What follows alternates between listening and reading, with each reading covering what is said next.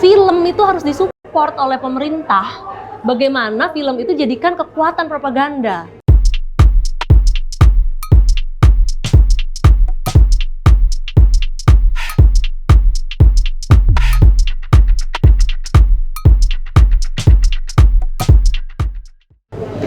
Nah kalau aku ya tadi mungkin monolog-monolog yang aku lakukan itu kan tayangnya juga di yang sosial media itu dengan wawasan-wawasan kebangsaan. Terus mungkin melalui film, karena film itu ya biar gimana tuh media yang paling efektif untuk mengkomunikasikan sesuatu. Mau nggak mau. Bahkan kalau di Amerika film itu bisa dijadikan propaganda. Gitu, karena semua film Amerika most of them itu pasti didukung Pentagon. Makanya Amerika itu kalau membuat film itu hanya mau ngomong itu yang mau disampaikan intinya apapun filmnya begini-begini, intinya American is the best. Bahkan ya tadi saya bilang propaganda. Kalau kita melihat sejarah Vietnam sama Amerika itu perang menang siapa? Perang Vietnam kan.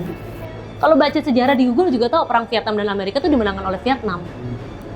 Dan kenapa melalui tokoh Rambo itu seolah-olah Vietnam sama Amerika dari tokoh itu wah ditembak-tembakin nggak mati-mati itu Rambo. Seolah-olah Amerika yang menang kan melalui film. Dampaknya di Indonesia pada saat itu anak-anak sekolah dasar itu pakai ikat kepala merah putih pada tanggal 17 Agustus hari kemerdekaan pakai ikat merah putih Rambo gitu. Itu yang kita harus lakukan. Film itu harus disupport oleh pemerintah. Bagaimana film itu jadikan kekuatan propaganda. Dengan pertama memang sumber dayanya penulis, karena film is all about naskah. Kita kekurangan penulis naskah di Indonesia. Itu dengan pesan kebangsaan. Tapi kita tidak menggurui, seolah-olah dengan film yang Rambo itu kan film yang action, wow gitu ya, kolosal gitu. Tapi ada pesan-pesan kebangsaan. Mungkin kalau Kebangkitan Nasional kemarin kita nonton film Cut Nyadin, itu menarik banget. Itu film yang masterpiece untuk aku. Film dimana yang pada tahun itu aku masih umur 6 tahun. Udah bisa Om Eros udah bisa buat film kayak gitu, makanya dia pantas disebut legenda. Dia nggak perlu buat film lain, satu itu aja. Gitu, artinya film-film semacam itu yang punya nilai kebangsaan tetapi kolosal ya. Nah sekarang kita ikutin. Saya punya ide atau gagasan, misalnya anak Indonesia, anak-anaknya kakak saya lah ya, itu nontonnya Marvel semua, dan Amerika.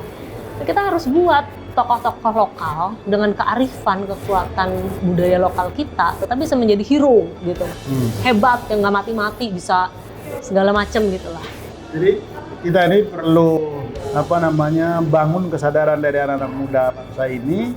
Salah satu medianya itu adalah film ya. Salah satu medianya film atau tadi ruang-ruang sosial media. Mungkin kalau film itu sekarang nggak boleh pergi ke bioskop, mungkin buat film-film pendek, konten-konten kreatif intinya yang pendekatan atau packagingnya memang harus kekinian. Harus kekinian tetapi ada message di balik cerita itu yang wawasan kebangsaan dan membangkitkan rasa cinta tanah air kita. Misalnya bangga as a Papua, bangga as a Flores, bangga as a orang Jawa gitu. Karena orang Jawa tuh hebat gitu. Kalau kita kembali ke tradisi Jawa, kita aman selamat dari pandemi. Kan disuruh mandi tuh. Kalau saya memang dari dulu setiap pergi keluar rumah itu, ini nih maaf ya, sepatu saya ini sama ibu saya tuh disikat begitu masuk rumah. Kan dulu aneh ya, ngapain sih nih sebelum masuk rumah sepatu itu disikatin.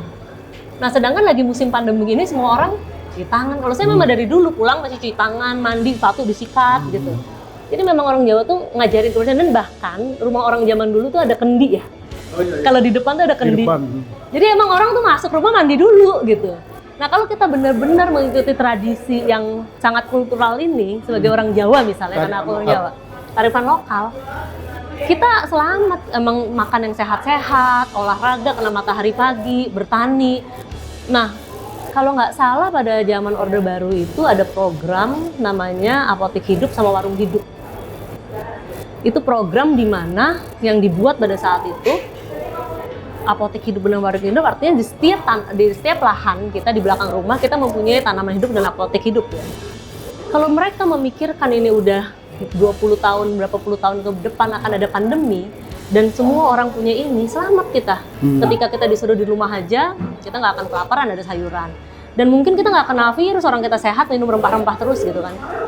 Gitu, jadi artinya di situ saya bisa melihat keputusan atau kebijakan pemerintah itu harus bisa membaca masa depan. Nah itu gunanya orang sebenarnya belajar sejarah, bukan untuk beromantisme ke masa lalu. Kalau anak-anak sekarang kan bosen romantisme masa lalu. Betul. Tetapi untuk saya belajar sejarah itu bukan untuk beromantisme ke masa lalu, tetapi untuk bisa membaca masa depan dan menentukan posisi kita sekarang berada di mana gitu. Oke, nah sekarang kita ini sudah melangkah begitu jauh dan 75 tahun.